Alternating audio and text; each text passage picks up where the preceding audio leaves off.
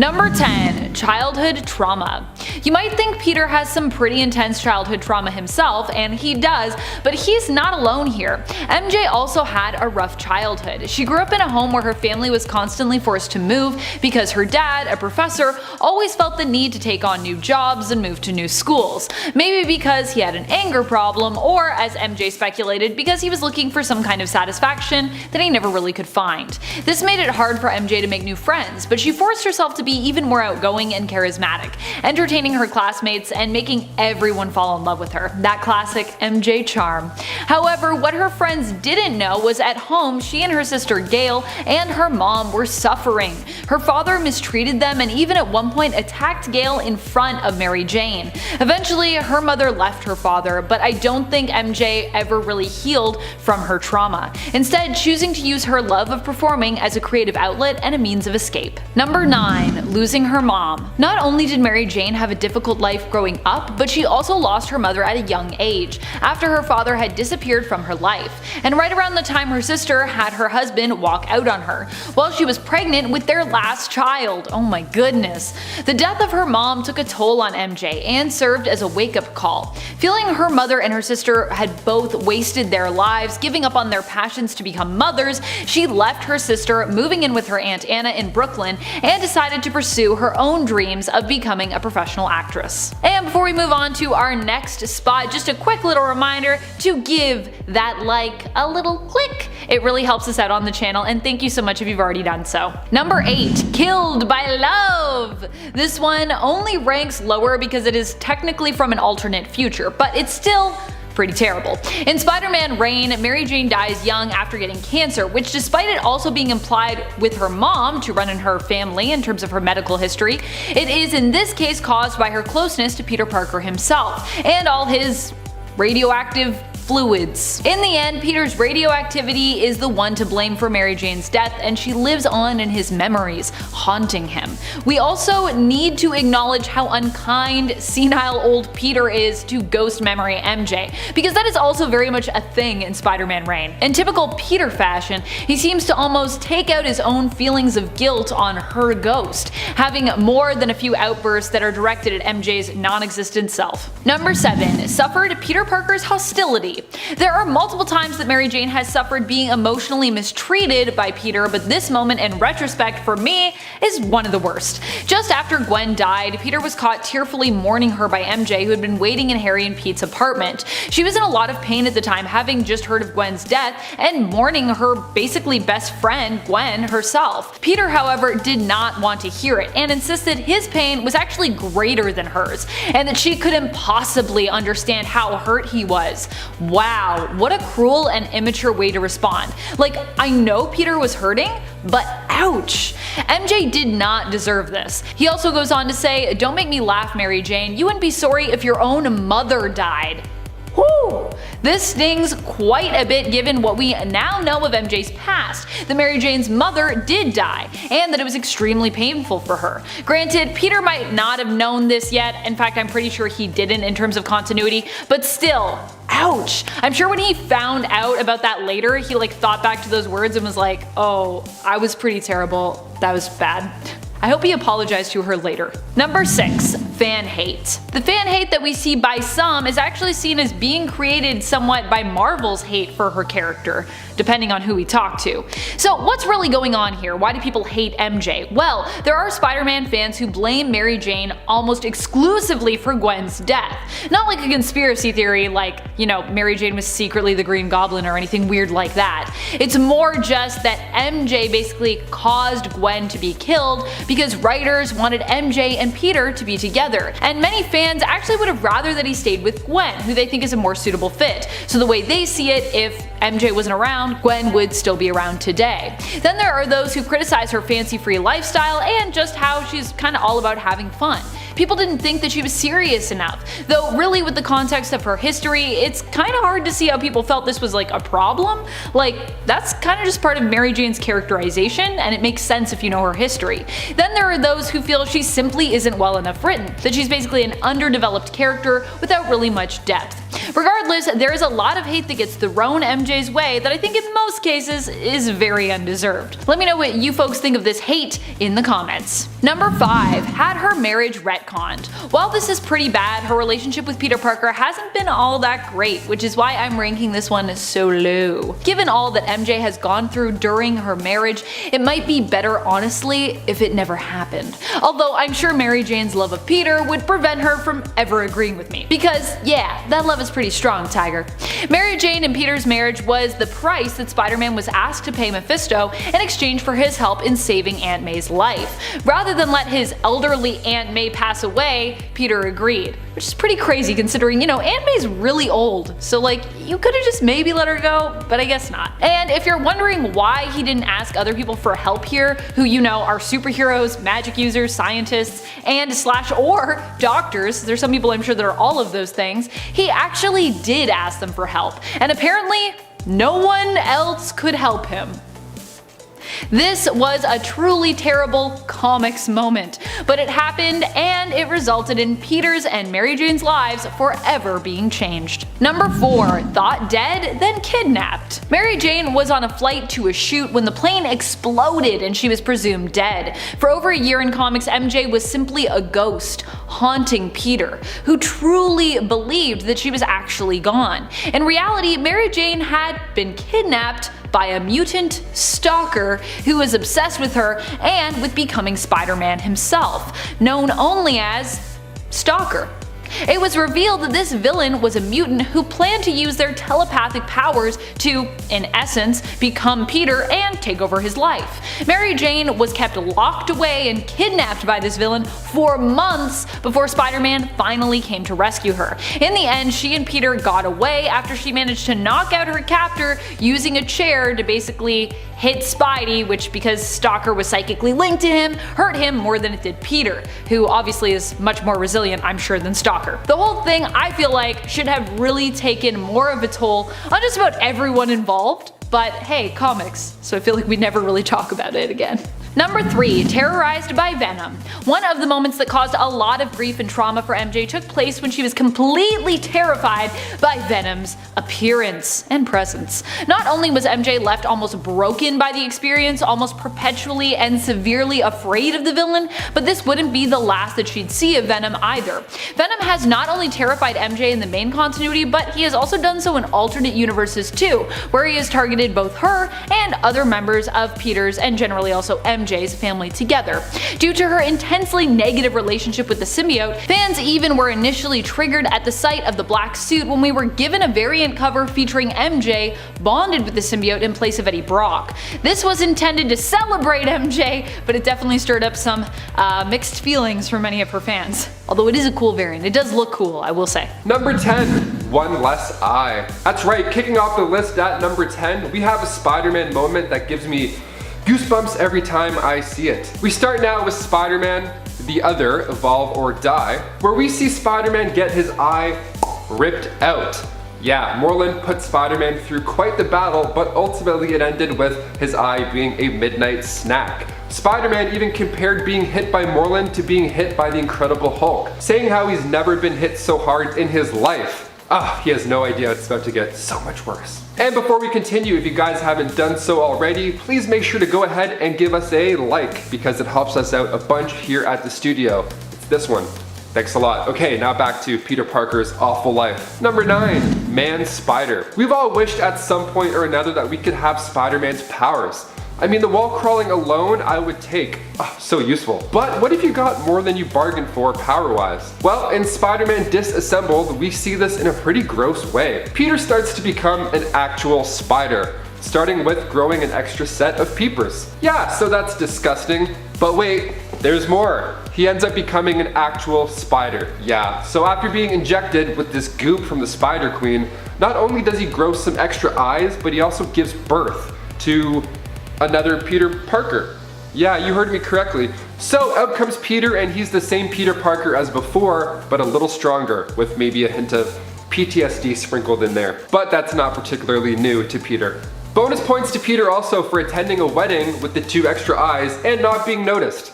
Gotta love Star Trek themed weddings. Get away with everything. Number 8. Venom. Making its debut in Amazing Spider-Man 299. Next up on the list, we have the introduction of Venom. Venom is a symbiote from the Clintar race, and after making its way to Earth, it eventually wound up in the hands of course, Spider-Man. So this dark symbiote started to make Spider-Man's life better. I mean, he got a cool haircut, started standing up for himself, and the suit made him stronger. It just felt better. But this didn't last too long because the symbiote found its ideal host shortly after Peter ripped it off, and that being Edward Brock. Eddie had visited Our Lady of Saints Church to beg God for forgiveness before ending his own life. And then this alien symbiote bonded with him mentally and physically. Like I said, at this time Peter was there trying to get rid of the symbiote because it was doing more bad than good in his life. Now because it had originally bonded with Spider-Man, he basically is another Spider-Man, kind of. He gets the same powers Spidey used and also some of the same memories. It's actually why Eddie Brock knows Peter Parker is Spider-Man. Fun little fact.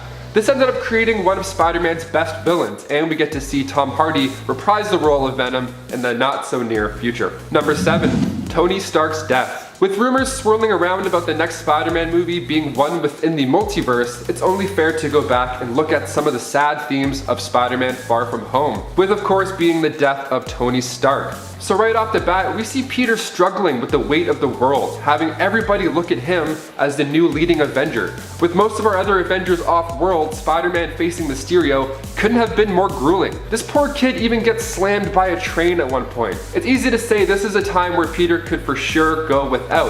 Reconnecting with lost friends, dealing with much older classmates like bad boy Brad, who doesn't make the first year back in school easy for Peter at all. That plus Tony Stark's inventory just being handed off to him, that's a lot of responsibility. The kid's going through a lot of pressure and puberty too. I mean, probably. What a combo. And number 6, the affair. Gwen and Norman's affair, to be specific. This is an absolute nightmare of an issue, so of course we're throwing it in here. We go now to Since Past, which was this 5-part story that revealed that Gwen Stacy had actually had an affair with Norman Osborn. And they had kids named Gabriel and Sarah. So he meets them in a pretty wild way. We're introduced to these 2 twin characters, these new mysterious characters, and one of them really resembles Gwen Stacy, like by a lot. So Spider-Man 509, this begins, and it starts with a letter from a dead Gwen Stacy. So Peter starts to analyze the situation and the letter, and eventually finds out the secret that even Mary Jane knew about. So 7 months before Gwen's death, she gave birth to these twins with Norman. But because of Norman's blood, they aged a lot faster. And this wasn't taken too well by comic book fans, as this was written out pretty fast. Still an awful time for Peter, I'd say. I mean, even Mary Jane knew about it the whole time. So many secrets, so little time. Number 5, Doc Swap. This is a body swapping story that might make you pretty uncomfortable. So we go now to the Amazing Spider-Man 700, where we find a dying Dr. Otto Octavius. So Octavius switches bodies with Spider-Man, so that Spider-Man would die in his body and then he would live on inside the body of a superhero and do some good. Not a bad plan. Now the best part of this is that Peter was still inside, a little bit. He was able to remain inside the body and could only communicate with the new webhead, Otto Octavius. It's like your subconscious just talking to you the whole time. It was pretty neat to see this version of Spider-Man as well, and after a few minutes with the new, younger, healthier body, donned himself the new name, the Superior Spider-Man. And number 4, parents are back? Yeah, this one's pretty neat. So right off the cover of this, we see the text, "The most cataclysmic events of Spider-Man's life begins in this issue." And that's probably enough to pull you into the issue. I mean, come on. So we find out that Peter's parents have returned from the dead. So in the Amazing Spider-Man issue 365, we meet them again. Peter comes home and Aunt May's like, hey, I'm here with our new guests. And Peter's like, oh, new guests, those are always fun. Are those my parents?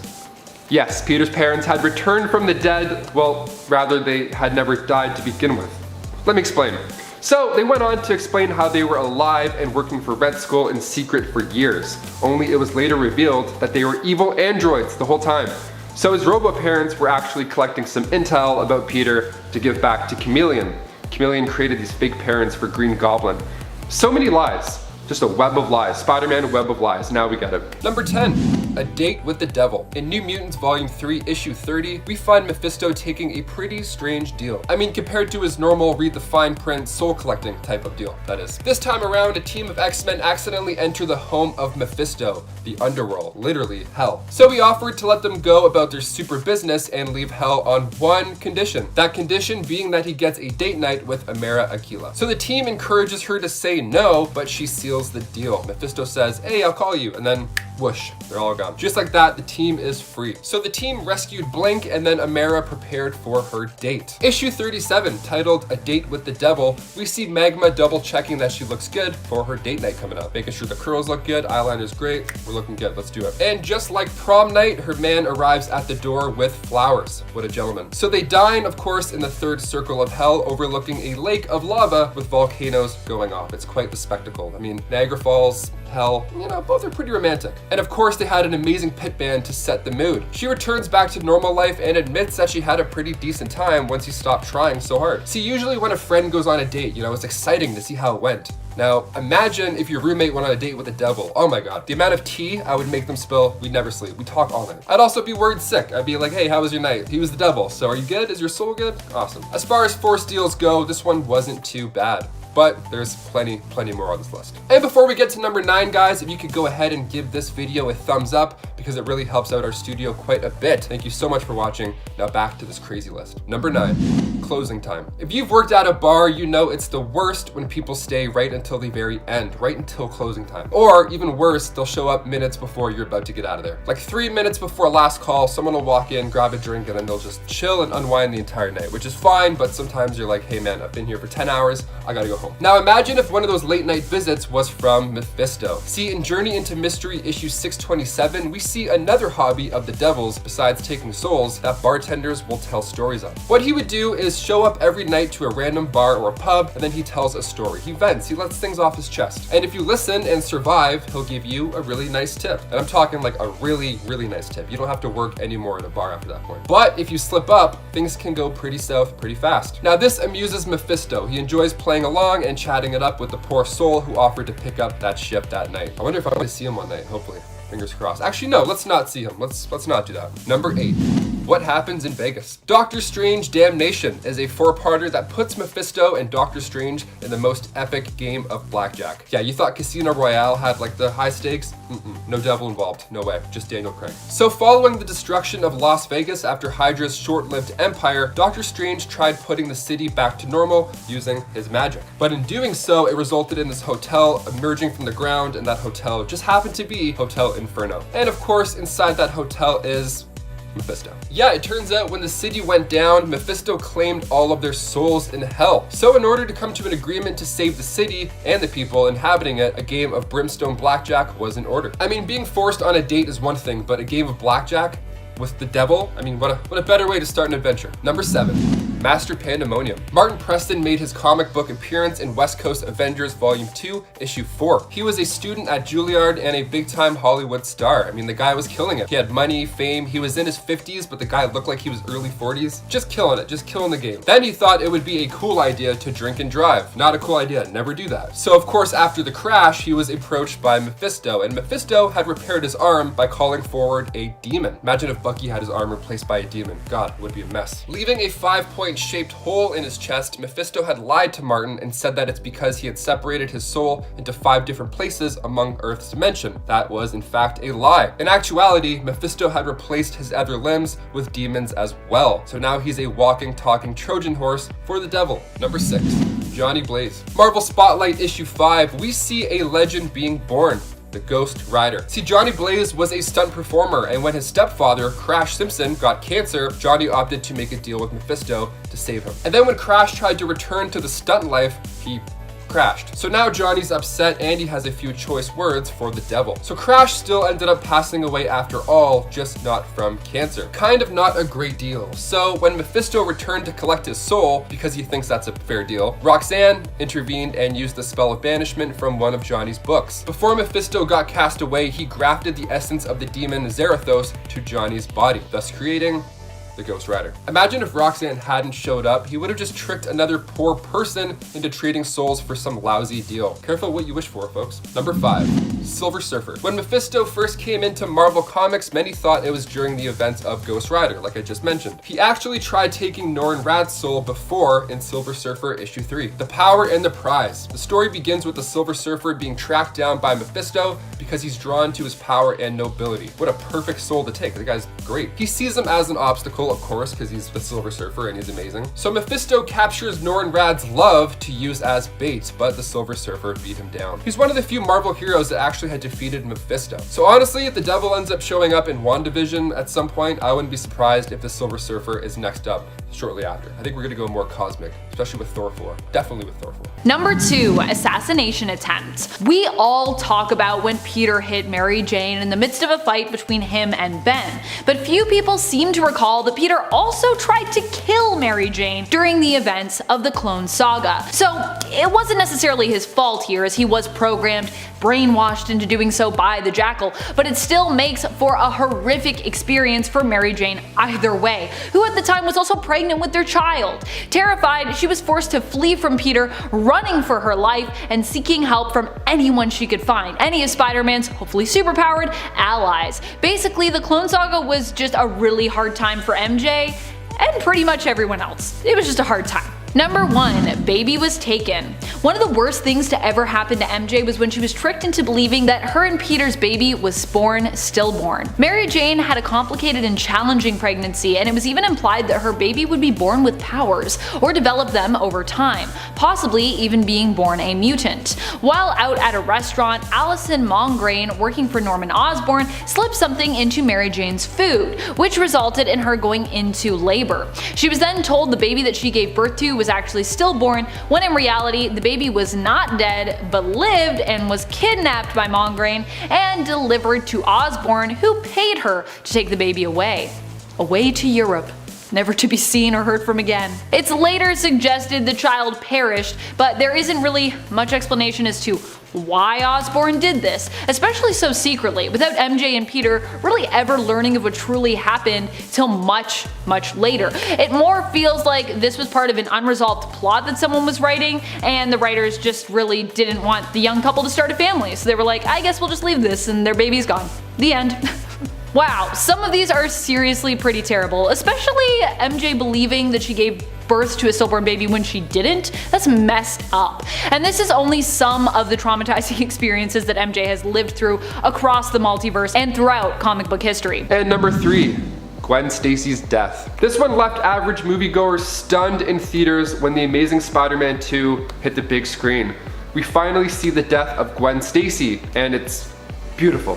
So of course this comes from the comics, specifically in issue 121 of The Amazing Spider-Man. The Green Goblin ends up dropping her off the Brooklyn Bridge, and although Peter has his trusty webs, sometimes the angle just doesn't quite work out, and Gwen's neck ended up snapping from the momentum. So this happened in the movie as well, and Eagle Eye fans could spot the clock tower in The Amazing Spider-Man 2 striking 12:10, which references issue 121. And the way the web shot out like a hand too, I mean, really? Right in the heart. This scene's amazing. I mean, of course it's really sad, but the music, the way it's shot, really drives this part home. I mean, it's sad that this scene was one of the last ones we got from Andrew Garfield's Spider-Man run. Sure, the movies weren't as good as the new installments, but it would have been nice to see where this Spider-Man went after this dark moment. Would have been pretty dark. We'll never know. I mean, maybe multiverse stuff. We'll see. And number 2, identity not so secret. If you stuck around until the very end of Spider-Man Far From Home, you were treated to a pretty sweet teaser. So of course we see J.K. Simmons reprise his role of J. Jonah Jameson in what starts out as a pretty comical scene. Now of course we're happy to see him back in this Spider-Man universe, but he comes bearing bad news. He ends up showing leaked footage from the final battle with Mysterio, and in the footage we see him shout out Spider-Man by his secret identity, Peter Parker, and a nice little photo to go along with it too. Now this isn't the first time this has happened. Back in the comics before the Civil War storyline, Peter takes a page out of Tony's book and reveals his secret identity to the world. And after that, things go south quite fast, including a hired gun setting his aim on Aunt May. And finally, number 1, you guessed it, Uncle Ben's death. Of course we have to include this in the list and save it for last. We had to sit through this in theaters like numerous times. And that's for good reason. One of the biggest moments of Peter Parker's life was when his Uncle Ben died. Now, after letting a thug out of his sights, that thug ended up being the one to take his uncle's life. So not only did Peter, of course, feel saddened by this very close loss, especially not having parents to begin with, but he was responsible for letting this guy get away. He honestly let it happen, and then in Amazing Fantasy issue 15, we see it all unfold. So after a police officer asks Spider-Man why he let the crook get in an elevator and make a break for it, Spider-Man responds with, "Sorry pal, that's your job. I'm through being pushed around by anyone. From now on, I just look out for number one, and that means me." And cut to, bam. Number 4, Cynthia Von Doom. The mother of Victor Von Doom. She was known, of course, to dabble in the dark arts. She often communicated with demons and used spells. She was born in Latveria into a Romani clan, and her people were constantly facing persecution at the hands of the Baron and his men. So she turned to Mephisto to make a deal, promising her soul in exchange to punish them. So he gave her powers to take care of them, but the only thing was, that same power would also take care of the children that were there as well. So he gave her the power, but just not the control. So she couldn't live with herself after what she had done to the children, so she made her husband promise that her son would never follow her footsteps. And then after that, her soul moved to her forever home, which was hell. Number 3, using James Mandarin. Doctor Strange Volume 2, Issue 15, titled Where There's Smoke. We see Mephisto use James Mandarin as a pawn against Doctor Strange. It's brutal. So the issue kicks off with Doctor Strange saving a woman from a fire. And when he returns home, he meets up with Clea. But before they can even catch up, a man named James Mandarin comes to the door. But he has a knife in his hand and he claims to know who and what Doctor Strange truly is. But Doctor Strange plays it cool, of course. James does not play it cool. See, he wants to be Strange's disciple. So he slashes at his own throat to make Doctor Strange use his powers and save him. What a power play. Also, you're so insane, but power play indeed. So Strange heals him up, of course, and he proudly puts it together that no normal doctor could have patched him up that fast. And then out pops the devil to make things just that much more exciting. So now the next issue is Strange saving his love from the afterlife. So while Strange waits for the help of Wong to get him out of there, he has to then face off against all sorts of illusions and deceptions unleashed by the devil. They're trying to change him into one of the Hell Lord's minions. So Wanda Maximoff is playing a role in Doctor Strange in the Multiverse of Madness. So I feel like WandaVision will introduce Mephisto, and then in his movie he'll have to go in and finish off the unholy terrors with Wanda's help. Number 2, Fragments of Greater Darkness. So Avengers West Coast Volume 2, Issue 52, we find out the truth behind Scarlet Witch's children, Billy and Tommy. Again, this is another WandaVision theory that I think is happening. Listen up, here we go. So like I said earlier, these 5 pieces of Pandemonium's soul were actually Mephisto's. So Mephisto tricked Pandemonium and then gathered beings possessing the appropriate fragments. 2 of those 5 fragments just happened to be children of Scarlet Witch and Vision. So when Pandemonium arrived, he took the kids, which in turn gave Mephisto full strength, and then this of course left Scarlet Witch having a breakdown. Again, it's been hinted at that Agnes in WandaVision is actually Agatha Harkness, which would make sense. She's a witch, and then in episode 6, we saw everybody in their comic accurate look, and she was of course rocking the witch outfit. Coincidence? I think not. And finally, number 1, One More Day. We finish off with this 4-parter, the One More Day Spider-Man storyline. It began in 2007 in Amazing Spider-Man issue 544, and instead of Pete dealing with the usual thugs or some enhanced science villain with a tail, we see Spider-Man make a deal with the devil. So after Spider-Man revealed his identity in the Civil War storyline, people of course were after him now. So when a bullet strikes Aunt May instead of Peter, he of course feels like he's the one to blame. Absolutely, you took your mask off, that's what happens. Even the opening of the story, it shows Aunt May in a hospital bed with Peter at her side, talking about how she was perfectly fine just a mere days ago. It's very sad. And Mephisto has entered the chat once again. He offers Peter a deal while Aunt May is dying. So basically what happens is that the world will forget about Peter's identity and Aunt May will live. But the whole Mephisto magic is that MJ and Peter never got married. That's just gonna go away. So it's a lose-lose, and you're just trying to be a superhero. So they hug one final time, and MJ explains that their love was always meant to be, and that whatever Mephisto does is unstoppable. And then poof, the deal is sealed. The next day, Peter wakes up, all is fine and normal in his casual life. All that backstory was just wiped out in the turn of a page. Thanks to Mephisto, because your deals are just great.